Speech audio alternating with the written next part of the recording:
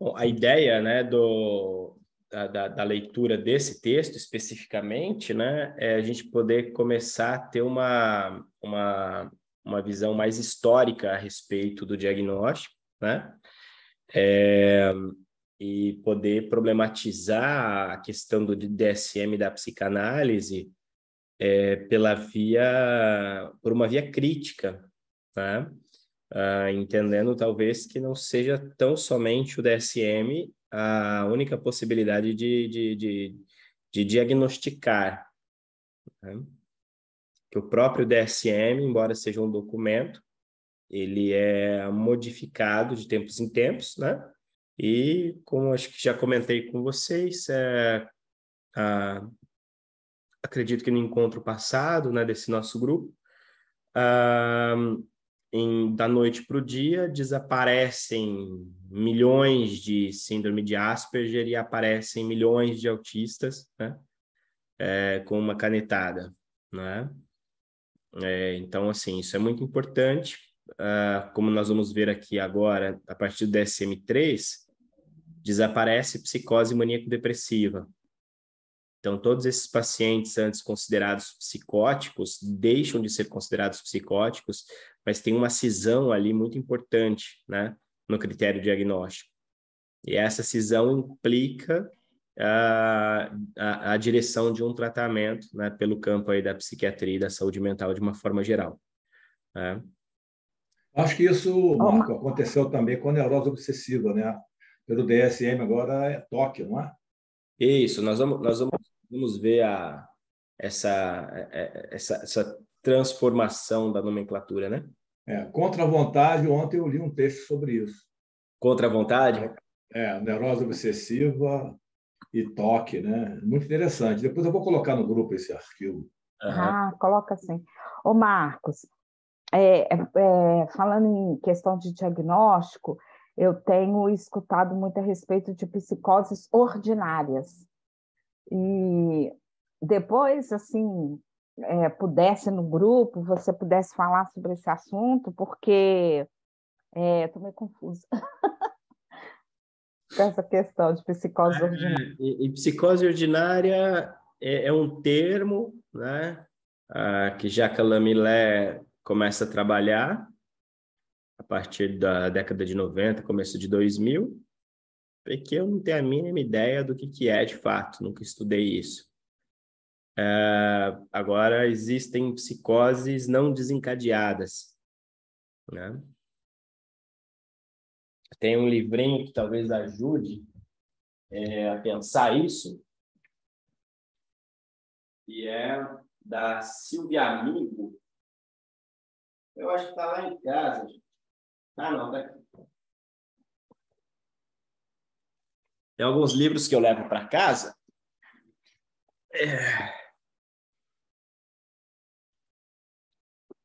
Mentalidades, fora oclusões, com e sem desencadeamento. Silvia, que vai estar fazendo o lançamento do livro lá em Brasília, né?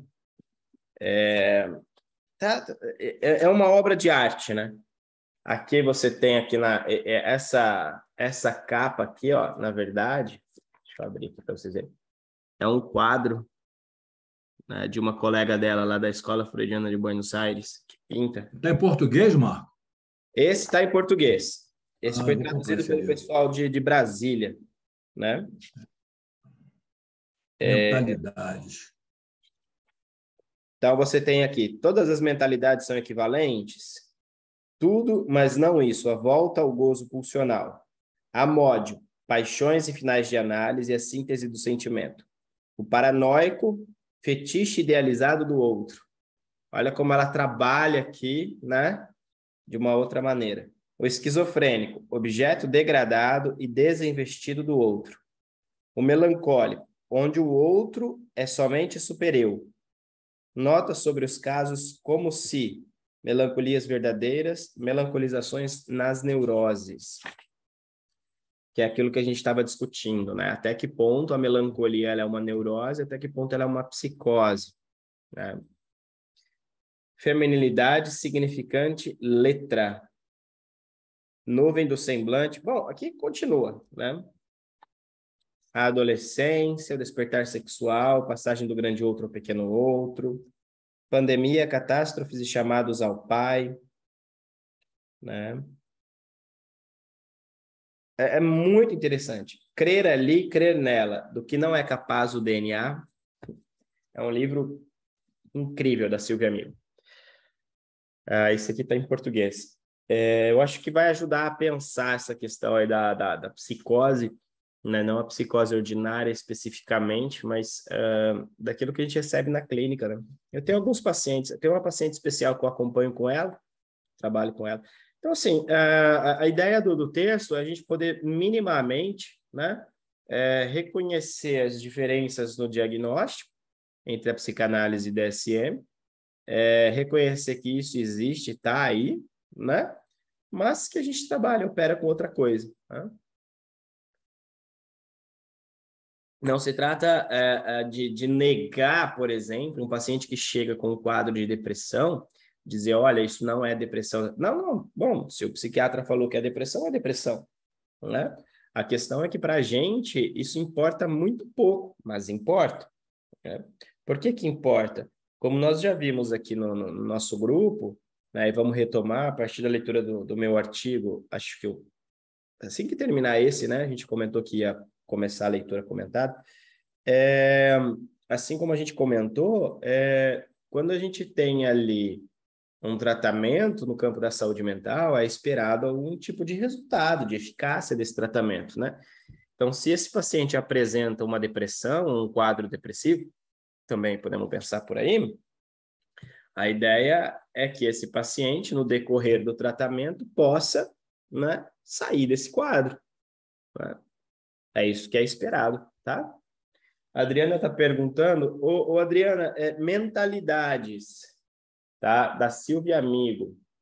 Eu mando para vocês a foto dele no grupo e o contato para vocês comprarem, tá? Que eu acredito que esse livro vocês não encontram aí.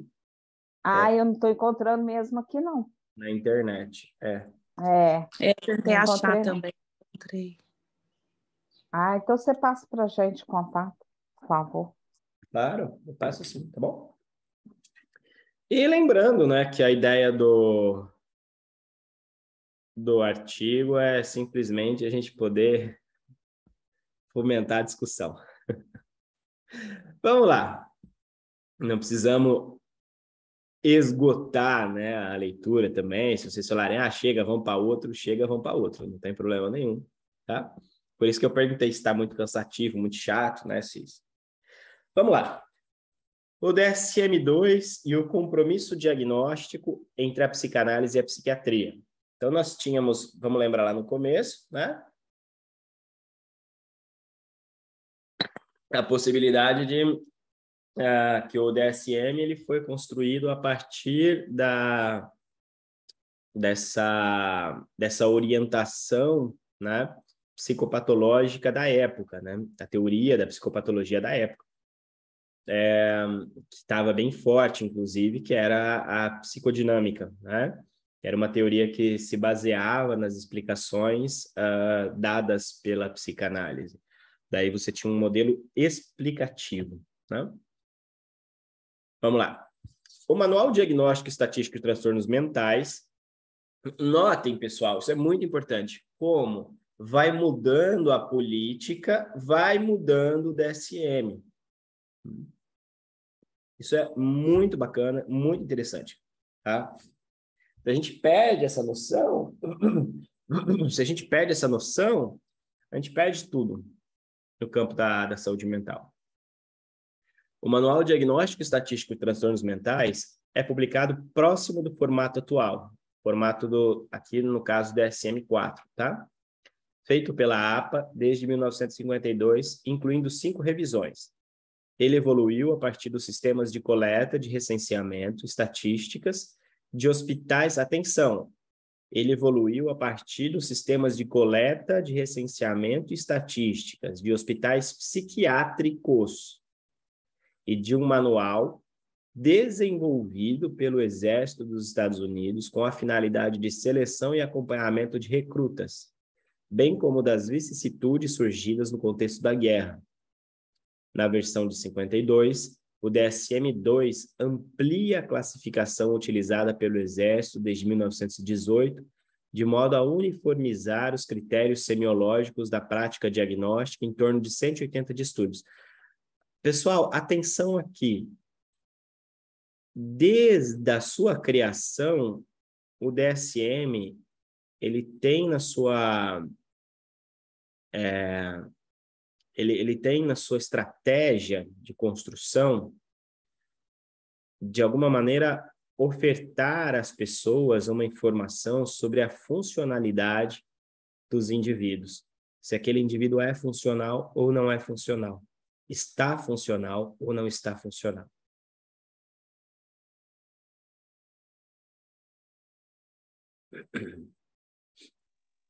Que loucura isso. Qual a ideia da alopatia?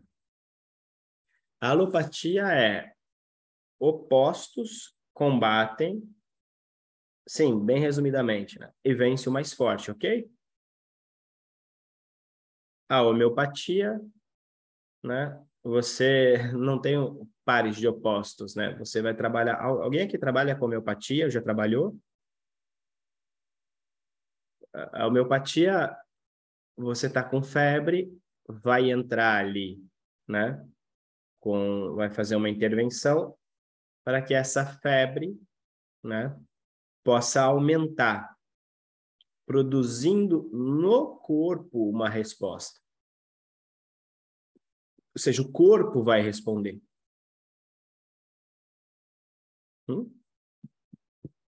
Eu sei muito pouco disso, tá? Me corrija se eu estiver enganado. Mas a ideia não é trabalhar com pares de opostos. Aqui, na construção do DSM, nós temos uma construção alopática, aonde o tratamento vem no sentido de intervir a partir dos pares de opostos. Se você está deprimido, vai te dar uma medicação que te ponha para cima. Se você está em mania, vai te dar uma medicação que te ponha para baixo. Percebem? Para quê? Para que você volte a ser funcional. Para que você volte a produzir.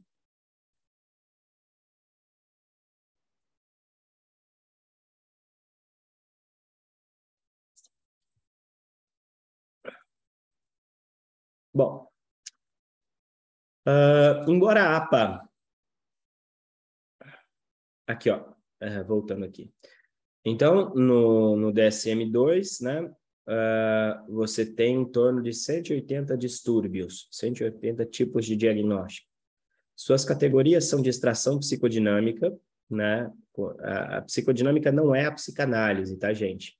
A psicodinâmica é uma teoria que, de alguma maneira, bebe das bases epistemológicas da psicanálise, tá? Mas não é a mesma coisa, tá bom? Aí a gente tem psicoterapia psicodinâmica, entendem? Você tem ali uma série de outras coisas que saem aí do campo da psicodinâmica. Detalhe que a teoria psicodinâmica ela foi muito forte nos Estados Unidos, né? Hoje eu não sei como é que está, justamente porque tem ali na sua história, né, uma entrada junto com Freud, Jung e muitos outros psicanalistas que fugiram da Primeira e Segunda Guerra e foram para os Estados Unidos, tá bom? Em especial na Segunda Guerra. O primeiro grupo é referido... Aqui, ó, suas categorias são de extração psicodinâmica, ainda fortemente marcada pelas concepções de Adolf Meyer, ressaltando-se a oposição entre neurose e psicose. Então, você tem aqui, basicamente, neurose e psicose. Detalhe que era a oposição com o qual Freud trabalhava, mas Freud não gostava do termo psicose, né? Ele preferia outro termo, tá? Até em alguns momentos ele prefere utilizar o termo neurose narcísica para se referir as psicoses de uma forma geral. Né? O que é muito interessante, né? Porque não deixa de ser, no caso, a neurose, o nome neurose, né? Que seria doença dos nervos, né? Sucumbe, tal qual a histeria, né? Que seria uma doença do útero, ela sucumbe, ela sai do campo do orgânico, né? E ganha um outro contorno, uma outra coloração, né? Pinta ela de uma outra maneira e ela se torna, então, um dos elementos aí principais, né? Para a gente pensar determinados distúrbios mentais e depois, para Freud, o próprio desenvolvimento, né? De cada um de nós. O primeiro grupo é referido principalmente em torno da gama, que vai da ansiedade à depressão, neurose, ok? Com relativa preservação da ligação com a realidade. Atenção aqui. Relativa preservação da ligação com a realidade. Não quer dizer que não se saia da realidade, que não se rompa com a realidade em determinados momentos, ok? Notem que no DSM-2 nós ainda não tínhamos o diagnóstico fenomenológico, como nós temos hoje, tá? Vamos lá. Oposição entre neurose e psicose, oposição entre ansiedade ou depressão e alucinações ou delírios. Oposição entre quadros largamente em contato com a realidade e quadros denotando significativa perda da realidade. No texto Neurose e Psicose do Freud, o próprio Freud vai apontar para esse detalhezinho. Na neurose também se perde a realidade, mas ainda assim a gente se mantém na realidade compartilhada. É que a própria noção de realidade, ela passa, né, pela construção teórica.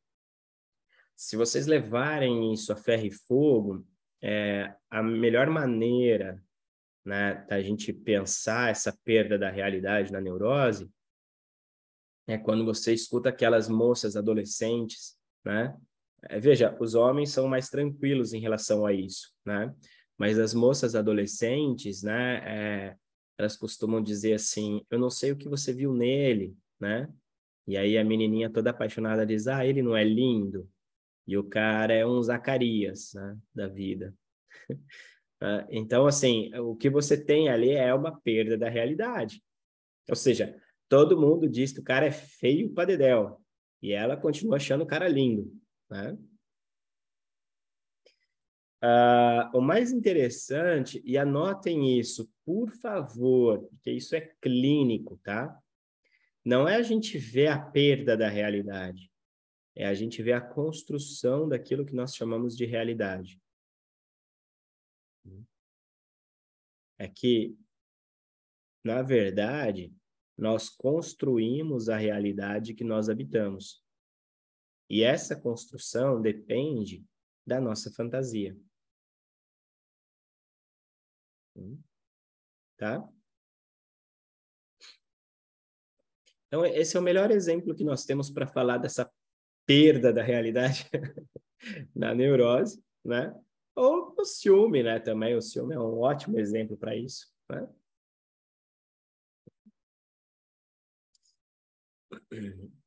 E já a perda da realidade na psicose não se trata da perda da realidade, mas justamente, né, da intrusão de uma verdade, tá? Que passa a ser tomado como realidade.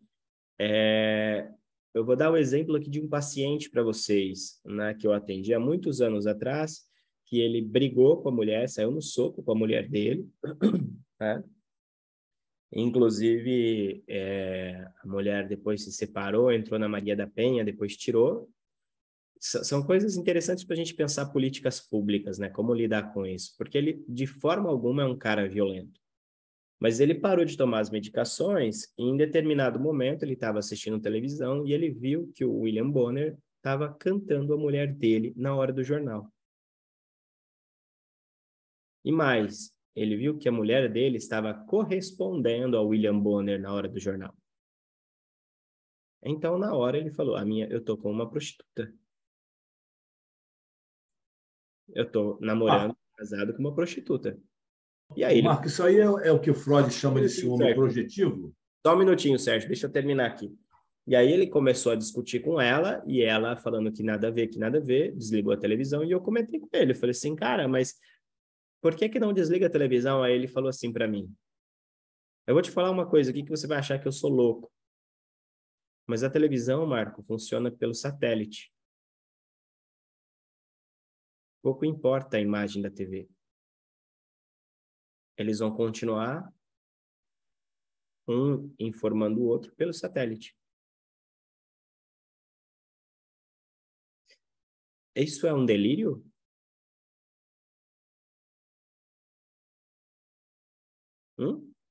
Nós não estamos aí submetidos a essas redes, essas transmissões aos satélites?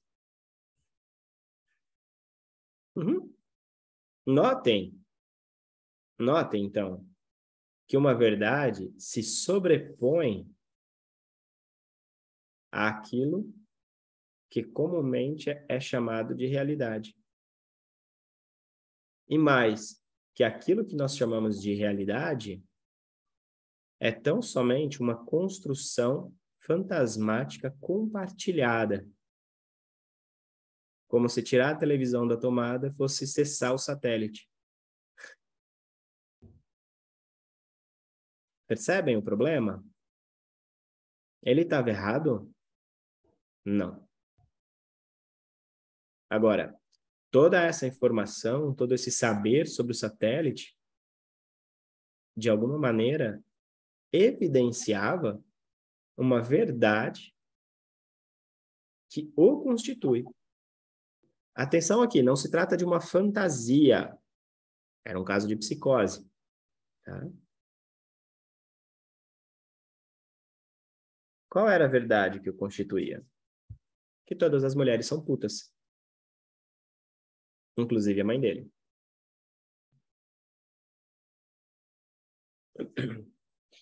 Isso tem um peso ali, né?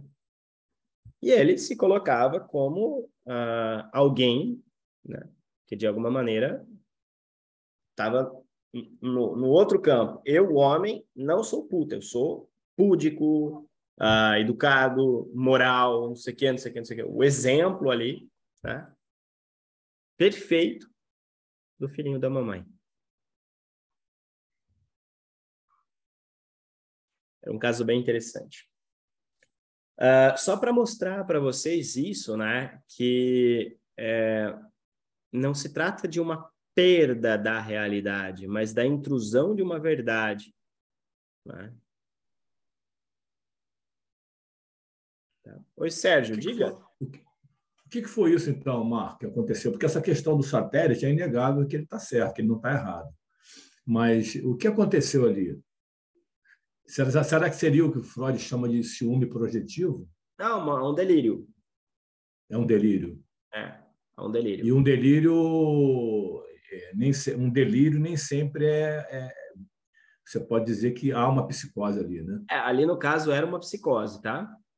Sim, sim. Ali no caso é uma psicose. Uma esquizofrenia, assim, até que relativamente grave, né? Era bem interessante ver, né? O paciente era usuário de crack, aí para de usar crack por causa de uma desconstrução que a gente fez em análise. Né? Então, assim, Você falou aí, no meio da sua explanação, você inseriu o ciúme aí no meio. O ciúme, normalmente, sempre tem componente inconsciente na história? Claro. Tem, né?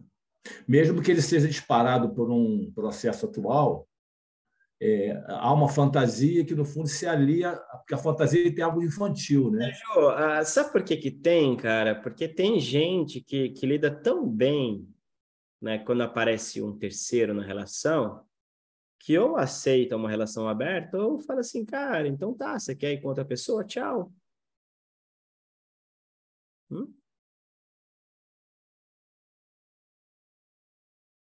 Entendi.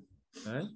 Então, tem ali uma coisa inconsciente, né? Ou seja, a gente não pode dizer que isso é assim para todos. Yeah. Vamos lá. Essas três condições, voltando aqui, neurose, psicose, ansiedade ou depressão e alucinações ou delírios, né? No caso desse paciente, ele entrava com delírio, mas também tinha esses delírios, eles de alguma maneira explicavam as alucinações que ele tinha, tá? Em especial alucinações visuais, né? Por que que eu falo da alucinação? Porque ele via a transmissão pelo satélite, né? Ele falava que ele via aquilo que estava acontecendo tudo ali. Então, ele estava olhando a televisão e ele via o William Bonner falando com ela. Entendem? Não é só assim um delírio, porque o delírio ele traz uma explicação delirante, uma explicação fora da realidade, supostamente, né? Ali, no caso, ele via algo, né, que não estava ali. Mas, detalhe, isso não fecha diagnóstico de psicose, tá? Inclusive, nós estamos no campo da psicanálise longe de fazer um diagnóstico por essa via. Seria fenomenológica, né? A descrição do fenômeno, e a partir da descrição do fenômeno, a gente enquadra numa neurose, psicose ou perversão, tá? E oposição entre quadros largamente em contato com a realidade e quadros denotando significativa perda da realidade. Então, ali no caso, tinha uma perda da realidade, como eu disse para vocês, não é uma perda, é uma intrusão de alguma outra coisa, né, de uma verdade inconsciente, que vai produzir ali, né, no relato, na interpretação do relato do paciente, detalhe que o interpretante está aí em cena. Na interpretação do relato do paciente, né, se verifica que aquilo é uma alucinação ou um delírio, né? E aí você pode enquadrar na psicose. Então, o diagnóstico é feito não a partir do 1, 2, 3, mas do 3, 2, 1, como nós temos aqui no texto, tá? Essas três oposições, isso aqui para DSM-2, essas três oposições fundamentais eram contrabalançadas. Estão me ouvindo? Tá ok? Estão me ouvindo? Ou caiu? Sim, Sim? sim. Deu uma travada para mim, mas já voltou. Ótimo. Essas três oposições fundamentais eram contrabalançadas pela assimilação de teses biológicas ou sociológicas que matizavam a clareza do limite entre normalidade e anormalidade. A estratégia foi mal recebida. Então, você tinha ali um limite que não era muito bem definido entre realidade, né, entre normalidade e anormalidade. Em 1952, é publicada a primeira versão do Manual Diagnóstico Estatístico de Transtornos Mentais, organizado pela APA, agora organizado pela APA.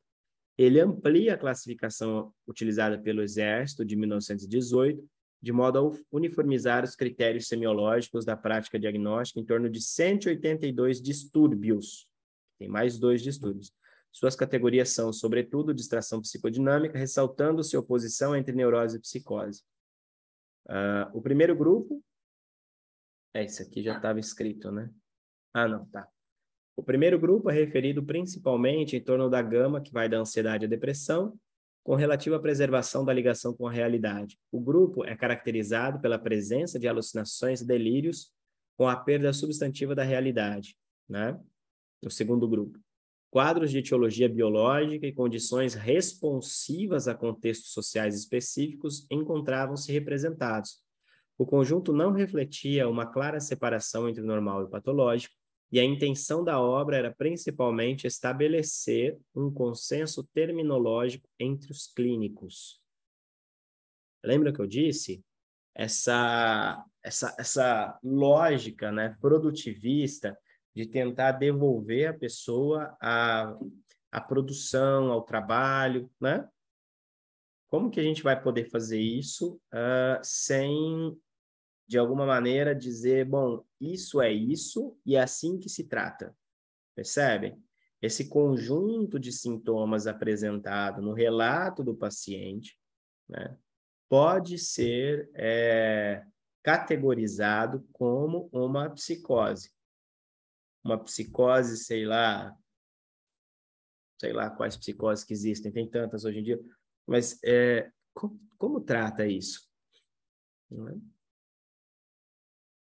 Veja, você tem hoje, né, nós temos hoje no campo da saúde, de uma forma geral, o diagnóstico, e eu já disse isso várias vezes para vocês, o diagnóstico ele é uma função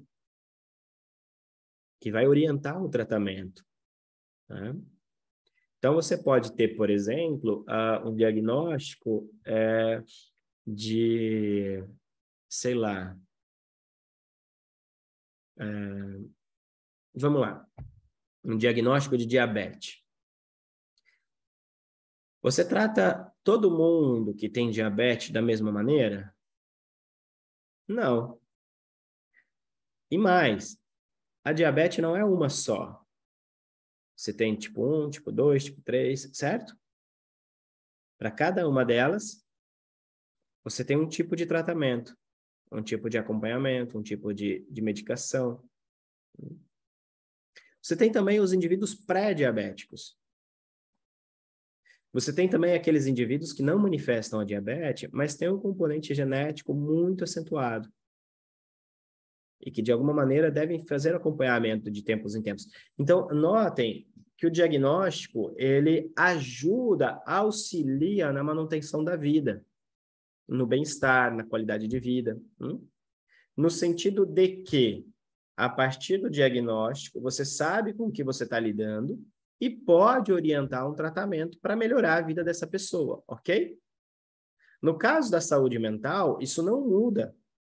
O diagnóstico, ele tem como base, né, orientar um tratamento para a melhora da vida do paciente, para a melhora da qualidade de vida do paciente. O problema é que, no próprio diagnóstico, existem políticas, existe uma lógica, existe uma ética que não corresponde, né, com a realidade dos pacientes.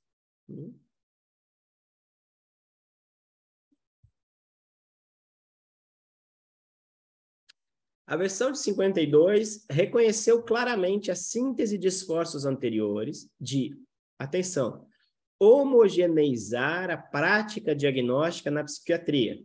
Ou seja, a partir de 52, todo mundo vai usar o DSM, né? E é assim que se faz o diagnóstico. Detalhe, em que o papel da psicanálise era proeminente. Devemos lembrar que o esforço de conciliação com a classificação emanada pela OMS, o CID-6 também aqui, né, a Classificação Internacional de Doenças, revelou pela primeira vez como as ideias psicanalíticas e psicopatológicas subjacentes poderiam conter particularidades não tão facilmente aceitas no resto do mundo. Há vários trabalhos que descrevem, particularmente a partir do DSM-3, o processo gradual de retirada de categorias e signos clínicos de extração psicanalítica e sua substituição por entidades propriamente psiquiátricas.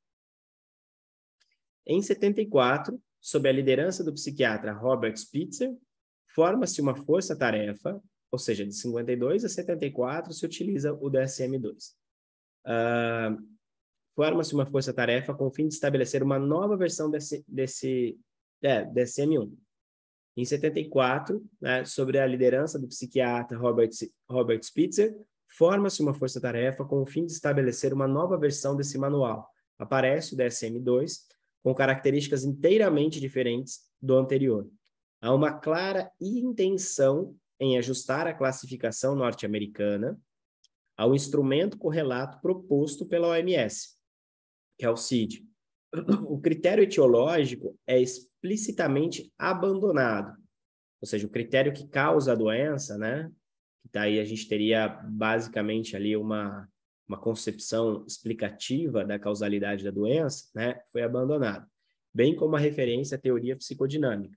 Além disso, o instrumento pretende uniformizar também a pesquisa em psicopatologia com base biomédica.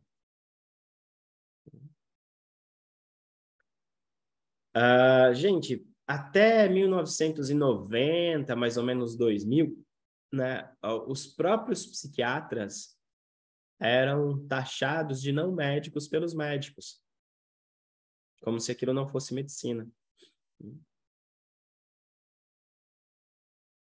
Em 1980, uma nova versão, DSM-3, admite pela última vez o emprego da neurose como categoria clínica. Os contextos e variantes sociais são reduzidos a síndromes culturais específicas. Olha que interessante. Ou distribuídos por um entendimento bastante limitado do campo social na determinação, expressão e caracterização dos transtornos mentais. Nós estamos entrando na guerra. Não tem mais transtorno por guerra ou sei lá o quê. Tem o transtorno pós-traumático. Agora é interessante, porque uma pessoa que foi para a guerra e volta da guerra vai ser diagnosticado como transtorno pós-traumático e ser, de alguma maneira, né, endereçado um tratamento para essa pessoa, tal qual alguém que, sei lá, que viu um assassinato na rua. Pergunto. É a mesma coisa? Ou ainda, alguém que se desorganizou, né? Por ver um vizinho que se matou. É a mesma coisa? Pois é.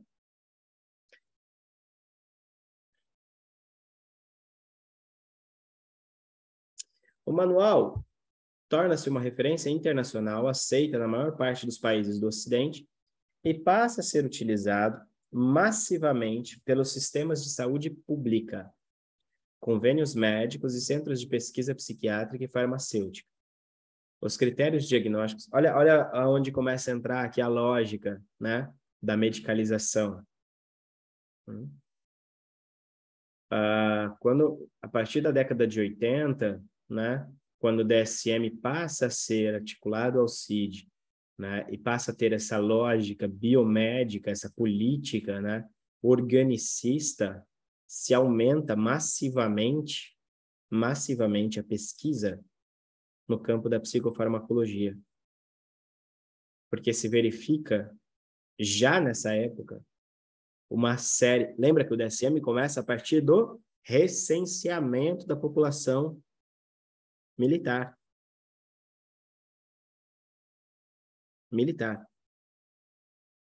O que nós temos, então, e isso é muito importante que seja dito, né? É que você começa a ter uma faixa expressiva da população que padece de transtornos, que não conseguem, né, ter uma vida útil, produtiva, e que podem se tornar bons consumidores.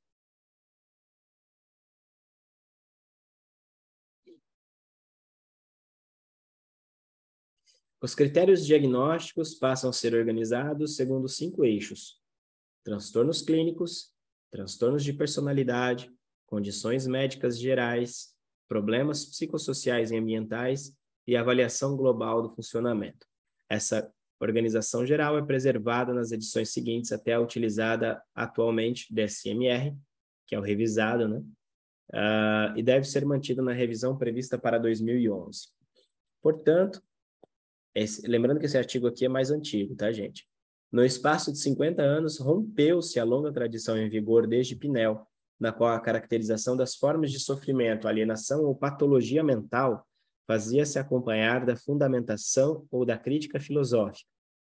Isso se mostra na influência que Pinel sofrera do pensamento hegeliano, na importância de Kant para a formação da psiquiatria clássica alemã, Kraepelin, do associacionismo inglês na psiquiatria de Geisinger ou do positivismo contemporâneo para a psiquiatria clássica contemporânea, com Esquirol e Morrow, se eu não me engano.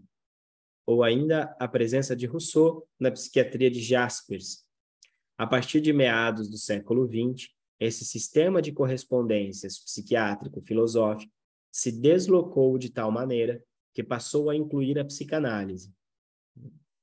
Isso se mostra inicialmente no modelo proposto por Bleuler e depois na figura de compromisso um tanto ambígua quanto à sua definição exata, conhecida como psiquiatria psicodinâmica.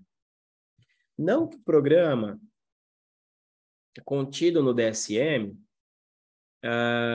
esteja isento de implicações filosóficas, éticas e epistemológicas, que é aquilo que eu estava dizendo para vocês. Mas estas jamais são assumidas explicitamente, e o centro dessa problemática é deslocado para o campo genérico da fundamentação das ciências biológicas. O fato que nos interessa é o rompimento do nexo com os discursos psicanalítico e social que fazem a patologia mental depender dos modos de subjetivação e socialização em curso em um dado regime de racionalidade. Dessa maneira, é bastante plausível que tais modos de subjetivação e socialização encontrem-se ainda presentes nas categorias psiquiátricas, posto que sua formação histórica acusa esse regime de dependência.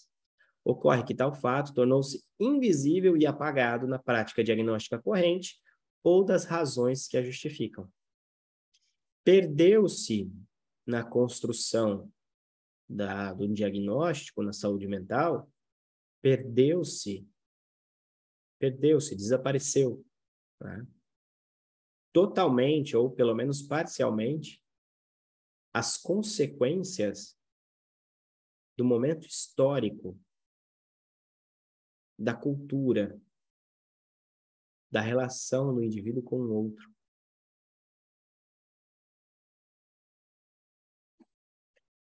Não sei vocês, mas na minha clínica, agora nas eleições, um pouco menos é verdade que nas últimas, mas ainda assim.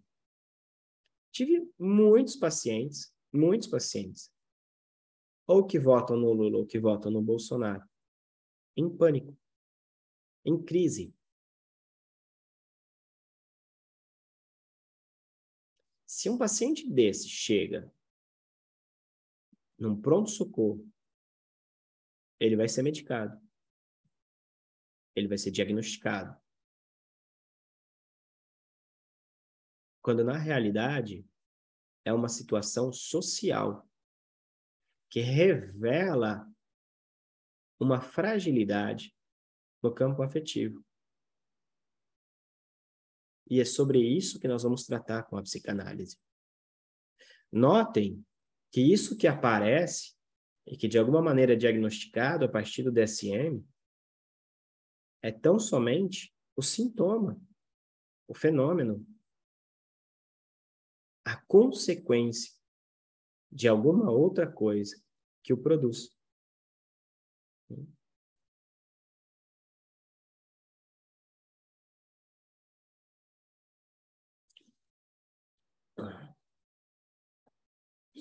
É importante notar que a partir desse mesmo período, né, do pós-guerra, verificou-se no cenário das ciências humanas um movimento significativo de autores que, apropriando-se de categorias psicanalíticas e filosóficas, empreenderam tentativas em outra forma de diagnóstico. A esse respeito, lembremos como algumas das correntes mais relevantes da filosofia do século XX assumiram para si a tarefa de fornecer quadros de reflexão sobre os impasses das sociedades capitalistas, partindo da certeza de que as expectativas abertas... Eu gostaria de saber se existe algum autor que fala sobre os impactos na subjetividade, né, da supostamente comunista e socialista, né? Qual subjetividade essas culturas produzem? Porque nós estamos na cultura capitalista, na sociedade capitalista, ok, beleza. Mas se a gente passa para um outro lado, né, qual tipo de subjetividade isso vai produzir? Ou será que não tem nenhuma psicopatologia, né, do lado de lá? Partindo da certeza...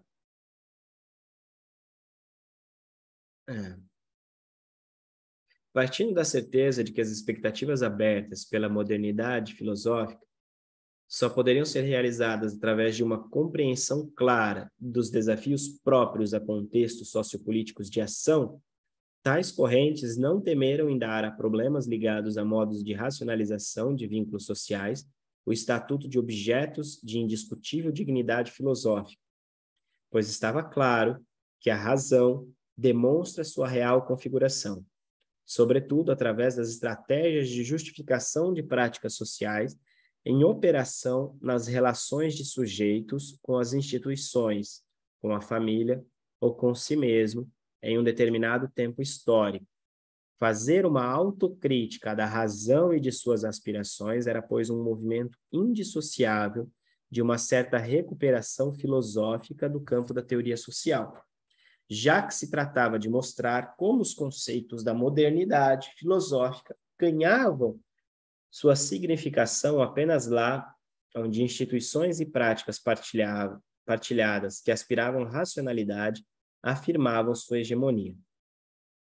Gente, um dos maiores pensadores da psicose paranoica, vocês sabem quem foi? Salvador Dalí. Salvador Dalí.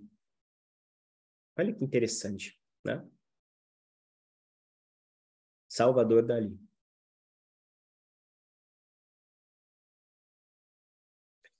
A arte, a filosofia, até mesmo a pedagogia estava implicada com essa questão aqui dos transtornos mentais.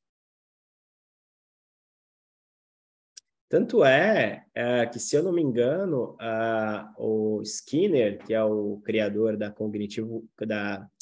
psicologia behaviorista, né?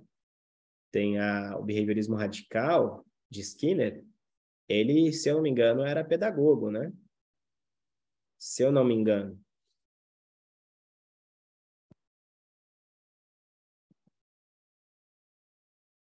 O que isso implica?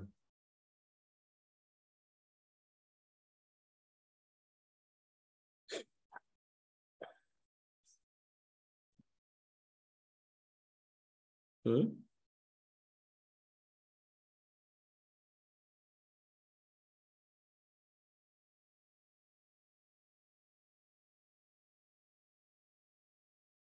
O que isso implica?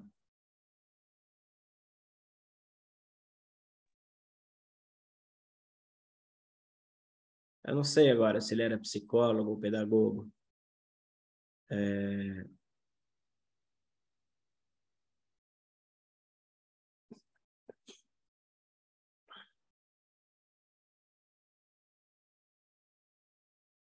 Sei lá, posso dar uma chutada, Marco.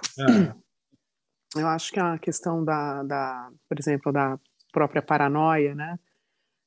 Se a gente for pensar, como você está dizendo, na arte, na cultura, no ambiente que a pessoa cresce, a paranoia está muito ligada, né? Por exemplo, tiveram países, né, que ficaram sob um regime comunista, socialista. Eu tenho aqui onde eu moro, tem um funcionário aqui que cresceu no comunismo e ele é completamente paranoico com tudo, entendeu? Absolutamente tudo. E então ele é uma ótima pessoa, claro que imagina, mas assim o pensamento dele é paranoico. Ele acha que está todo mundo, entendeu? Tentando fazer alguma coisa. Tem sempre alguma coisa por trás.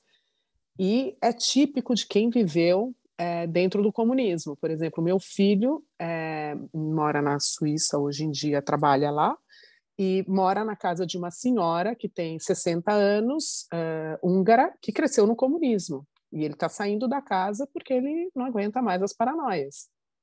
É paranoia mesmo. Então, eu acho que o ambiente e a cultura, eles influenciam muito no comportamento, e eu acho que é isso que vai mudando todos esses DSMs, que vai Sim. evoluindo. Ó, achei aqui a biografia do Skinner, né?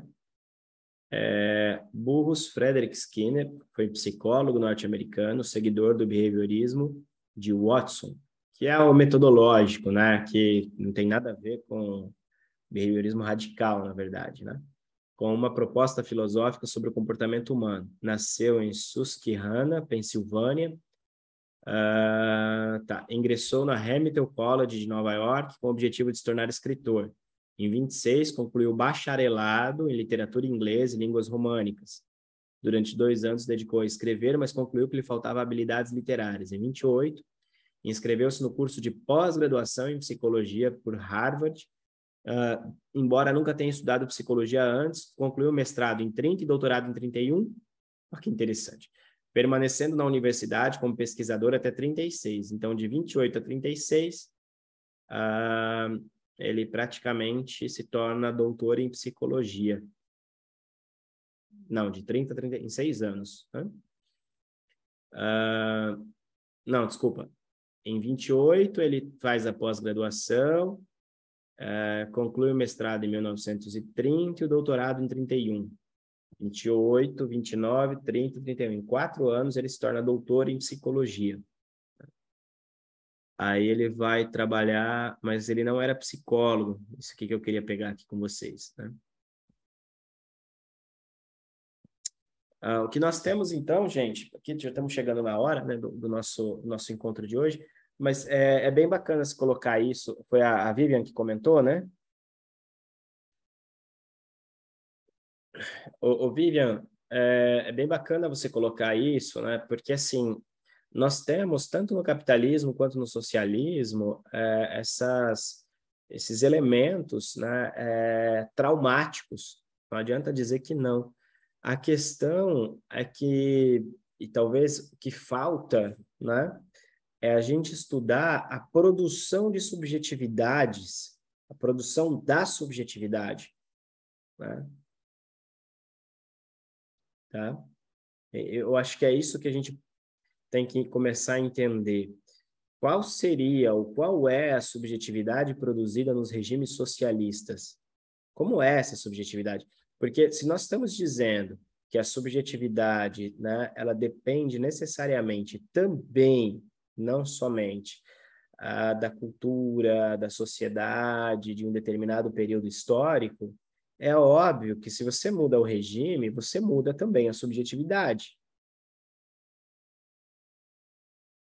Será que os psicanalistas estão dispostos a discutir isso? Ou boa parte deles só está disposto a fazer uma crítica? Bom, vai ficar por aqui hoje, gente. Continuamos na quinta-feira no nosso encontro, tá bom?